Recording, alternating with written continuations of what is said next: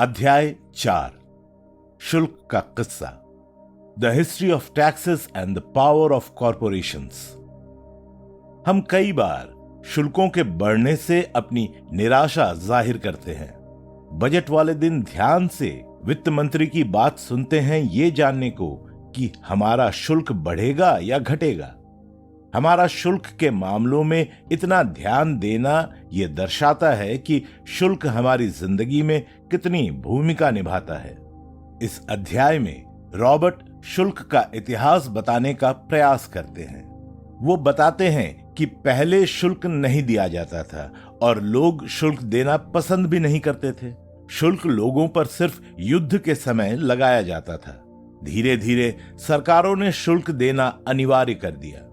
लेकिन रॉबर्ट बताते हैं कि ऐसा इसलिए मुमकिन हो पाया क्योंकि जनता को यह समझाया गया कि शुल्क सिर्फ अमीर लोगों से ही लिया जाएगा और गरीबों के काम आएगा। परंतु अंत में ऐसा हुआ कि शुल्क का सबसे ज्यादा बोझ मिडिल क्लास और गरीबों पर आ गया। ऐसा इसलिए हो पाया क्योंकि जब एक बार सरकार ने पैसों की ताकत को चख लिया तो उन्हें अपनी ताकत बढ़ाने की इच्छा हुई और ज्यादा से ज्यादा लोगों को शुल्क के दायरे में लाया गया। लेकिन रॉबर्ट का कहना है कि इसका असर दोनों वर्गों पर बराबर नहीं हुआ। उनका कहना है कि जहां मिडिल क्लास और गरीबों ने शुल्क देना शुरू कर दिया, वहीं अमीरों ने उससे बचने का रास्ता ढूंढ लिया।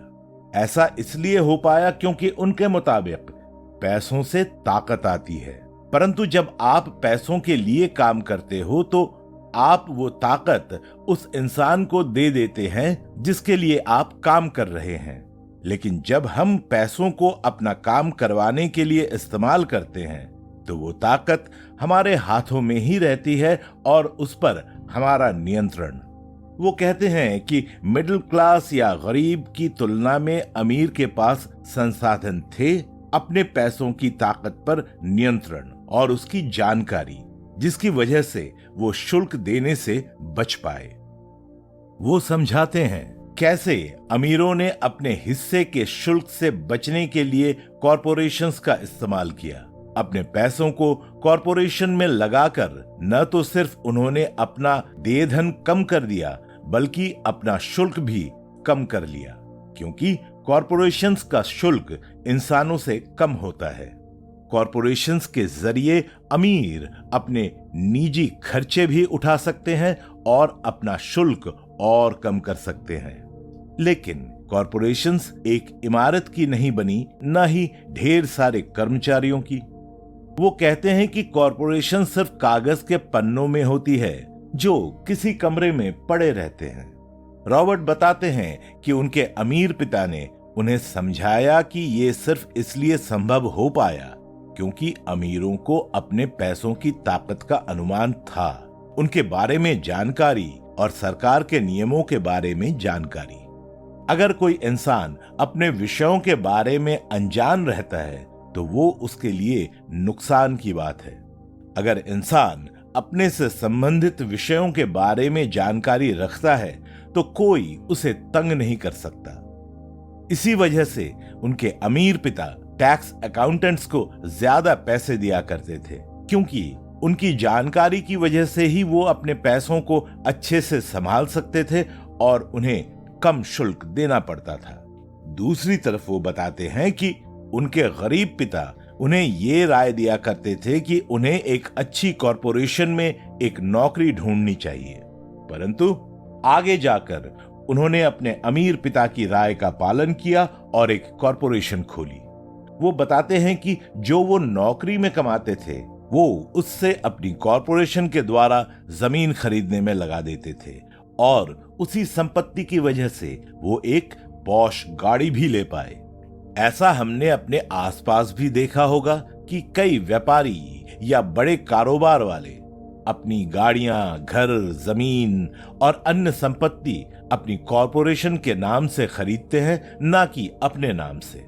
इस तरीके से जब कोई बैंक या सरकार उनसे पैसे वसूल करना चाहते हैं तो उन्हें पता चलता है कि कानून के मुताबिक उस इंसान के पास निजी तौर पर कुछ भी नहीं है, बल्कि सब कुछ या तो किसी कॉरपोरेशन के नाम है या फिर किसी ट्रस्ट के नाम है।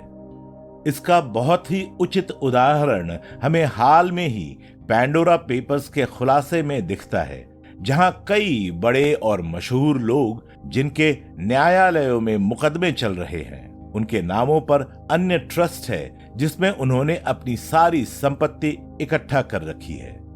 कानून के मुताबिक वो संपत्ति उनकी नहीं, परंतु असलियत में उस संपत्ति पर उन्हीं का काबू है।